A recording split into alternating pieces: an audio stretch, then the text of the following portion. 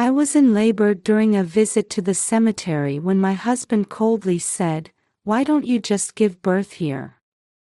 He then forcibly took my cell phone and drove away in the car. The temperature that day was over 105 degrees Fahrenheit.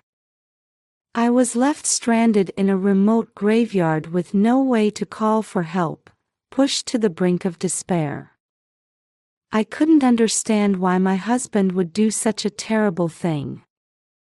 As I was overwhelmed by pain and fear, I suddenly realized something.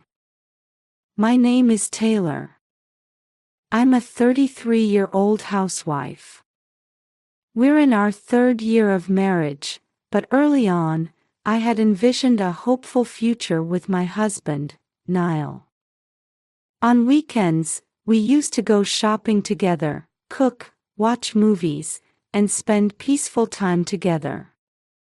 I felt genuine love and trust for my husband, believing that our vowed love would last forever. However, that illusion was shattered when I became pregnant. For some reason, my husband, who had been affectionate before, suddenly turned cold. He started helping less with housework, and when I tried to talk to him, Niall would coldly say, "I'm tired from work, don't talk to me." I was confused by his attitude, and my anxiety grew day by day. When I asked him why, he shouted, "Pregnancy isn't an illness. Don't be lazy and do things properly by yourself." Since then, he stopped caring about my health or feelings entirely. Even so, I tried to mend our relationship.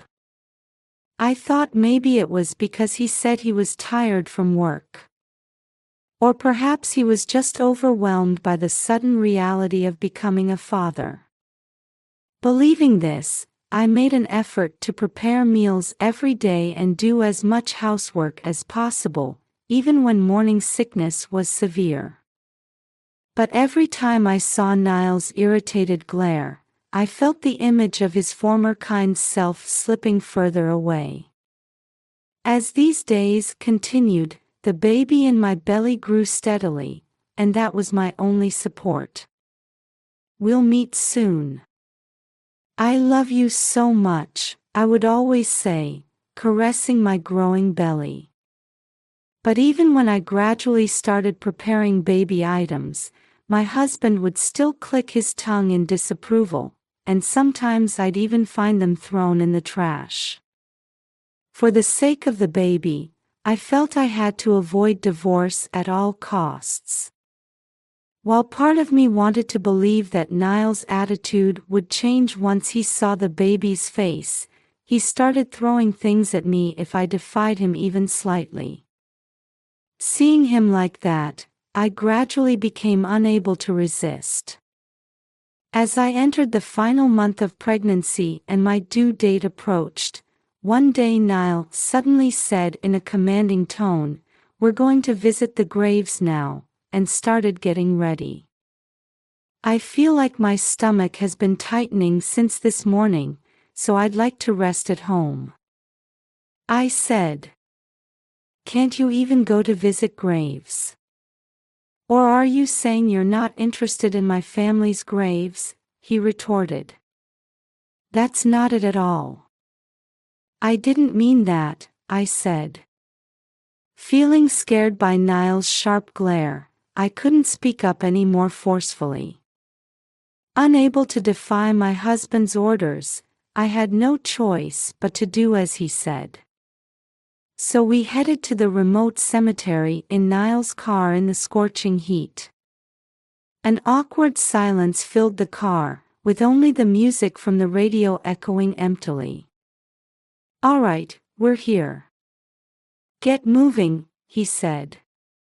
Dragging my heavy body, we headed towards his family's grave. However, my body was already exhausted, sweat pouring from every pore, and I felt short of breath. The temperature that day was over 105 degrees Fahrenheit, and even the mountains, which should have been cool, were stifling and suffocating. If I could just get through this quickly, we could go home. That's when it happened. Ouch! I had felt pain in my stomach even in the car, but now a sharp pain like nothing before shot through me. Surprised by the pain, I crouched down on the spot. Niall must have heard my voice, but he kept walking ahead without paying any attention. I tried to call out to stop him, but only a faint voice came out of my mouth. Niall, please. My stomach hurts. I think I'm in labor. I expected my husband to help me when I said that, but he just stopped and looked at me with a cold face. His eyes showed no trace of love or concern for me. Please. Take me to the hospital right now. Why don't you just give birth here? He said with a smirk, looking down on me. My heart sank to the depths of despair. What? This baby is his child too. I never imagined my husband would act so cruelly. I have things to do after this, so figure it out yourself, he said, forcibly taking my cell phone from my bag. Wait a minute. What are you going to do with that? I asked. It's punishment for using pregnancy as an excuse to slack off on housework. Reflect on it a bit, he said, smiling faintly as he put my phone in his pocket and got into the car. Please, wait. Don't go. My desperate cries echoed through the mountains as my husband drove away.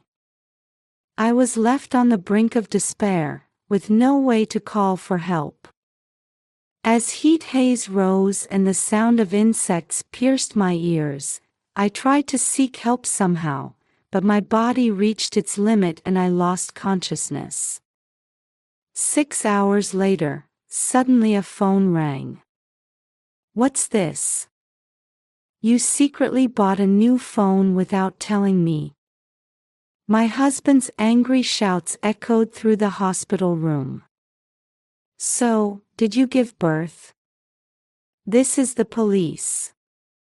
Your wife has passed away. Caught off guard by the unexpected person answering the phone, Niall lost his earlier bravado and could only stammer a response. Please come to the hospital immediately. A few minutes later, footsteps approached rapidly down the hallway, and my husband burst into the hospital room. Are you the husband? Who are you? Are you with the police? Niall looked suspiciously at the woman in the room, who was in casual clothes. I'm your wife's friend, Jennifer. I received a call from Taylor asking for help, so I went to the mountain cemetery. She explained the situation to Niall. I rushed her to the hospital, but unfortunately, we were too late. Jennifer lowered her eyes sadly and bowed deeply in apology.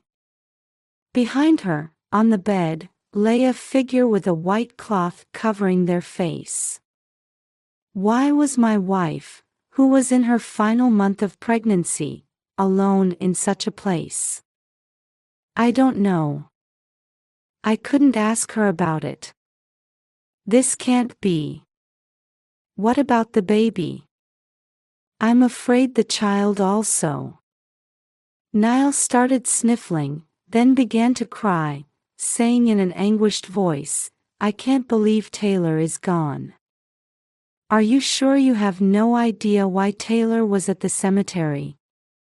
Jennifer slowly raised her face and asked him with a solemn expression. Of course not. I wasn't told anything, he replied. I see. Then, please look at Taylor's face. The moment she gently removed the white cloth from my face on the bed, I could tell my husband gasped. After staring with wide eyes, frozen like ice for a while, Niall finally managed to squeeze out a voice. No wonder, I was staring at him with my eyes wide open. You're alive. Yes, I am. Thanks to you, the baby was born safely and is doing well. Actually, before losing consciousness, I realized that the phone my husband had taken from me was an old one, so I had called my best friend Jennifer for help. Then I safely gave birth to a baby boy at the hospital. Just as I felt relieved to be saved, anger and sadness over my husband's actions were swirling violently in my chest. So I decided to cooperate with Jennifer. But the police answered the phone earlier. That was Jennifer. We set it all up to trap you after you abandoned me in the mountains. My husband's face twitched for a moment, but he quickly regained his composure. I didn't do anything like that. Taylor must just be confused, he said, turning to Jennifer with a smile. I would never do such a thing. I was worried about my wife in her final month and was looking for her. How can you lie so shamelessly? I said. Taylor, you've been through a lot. But I'm so glad you and the baby are safe, Niall said, now taking my hand and acting like a good husband. I shook his hand off with all my might. That's enough. More importantly, there's someone I want you to meet. At that moment, the hospital room door opened again, and a woman entered. Belle. Niall's expression froze instantly, his eyelids twitching with a mixture of surprise and fear. In contrast, the woman called Belle smiled at him with composure. I didn't come here to see you, she said. Huh? What do you mean? He asked. I came to see my sister and her friend Taylor. That statement changed the atmosphere in the room completely. You were cheating on me with Belle, weren't you? When I showed your photo to Jennifer, she said you looked like her sister's boyfriend, so I asked her to call her here. Jennifer, who had been living abroad until recently, didn't know Niall's face well. So when I showed her the photo again, we were surprised by this unexpected development. There's no such evidence. As Niall looked around nervously, trying to cover it up somehow, I thrust Jennifer's phone in front of him. Are you still going to deny it after seeing this photo? It was a lovey-dovey photo of Belle and Niall, and what's more, he wasn't wearing his wedding ring in it. I was shocked when I heard the story from my sister, Belle said. If I had known you were married, I would never have dated you. It's the worst to make me your affair partner, so I decided to cooperate with your wife. Belle, who was also a victim like me, clearly expressed her feelings with tears welling up in her eyes. I'm surprised. To think that the affair partner was my best friend's sister. No. It's not like that. Taylor, you're the only one I love, Niall said, panicking at my accusation. But Belle wasn't going to stay silent either. I'll never forgive you for deceiving me. Belle took out her phone and pressed play.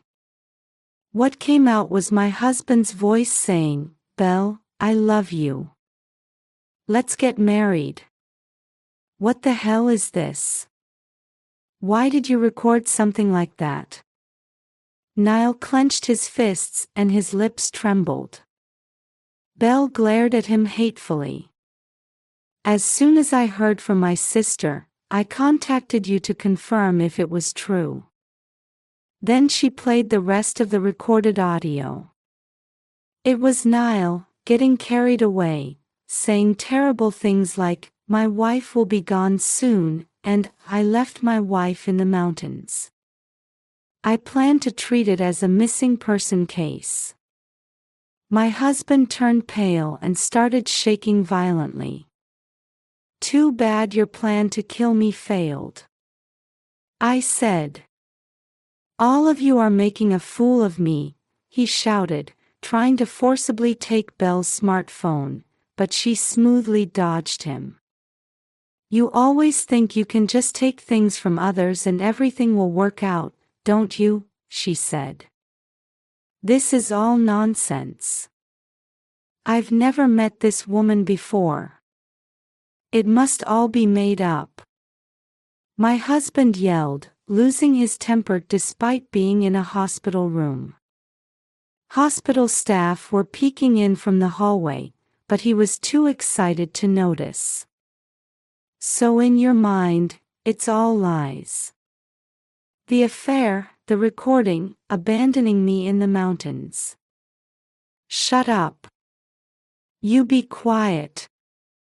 Having his pride deeply wounded by being trapped by me, whom he had looked down on, he seemed to have lost his reason.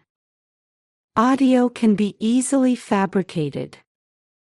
There's no way that could be evidence. Do you think the dashcam footage isn't evidence either?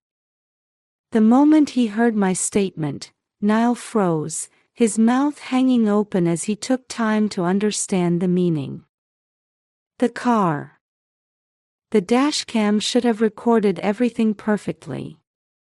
Niall hurriedly turned towards the door, trying to run to the parking lot to hide the evidence, but Belle quickly tripped him, causing him to sprawl ungracefully on the floor. "We've already extracted the data," I said. Realizing it was hopeless, my husband turned back to us. "The recording earlier was a lie," I told to reassure Belle. "I was really planning to go pick you up right away. Please, believe me." He prostrated himself, but there was no way I could believe him now. "You didn't contact me for 6 hours. Why did you do this?" Then, cornered, Niall started crying profusely. "Because I wanted to be free. Having a child just costs money, right? And you started slacking off on housework." Like a small child throwing a tantrum, he kept making excuses while pounding the floor. "I was just playing around a bit with Belle. I never seriously intended to marry her. If I got divorced, it would be gossiped about at work and affect my promotion, right?" I thoroughly despised my husband, realizing he was a man who only thought about himself. "Please, let's start over," he said, still clinging to me even at this point.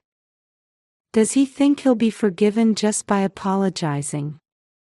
"It's too late," I answered quietly in a low voice. Niall looked utterly surprised, his face showing an expression of despair. "No way." Just then, there was a knock at the door, and a hospital security guard entered the room. The staff must have called them because of my husband's commotion. "Please, this is just a marital dispute, there's an explanation for this," my husband desperately resisted, but he was dragged out by the large security guard.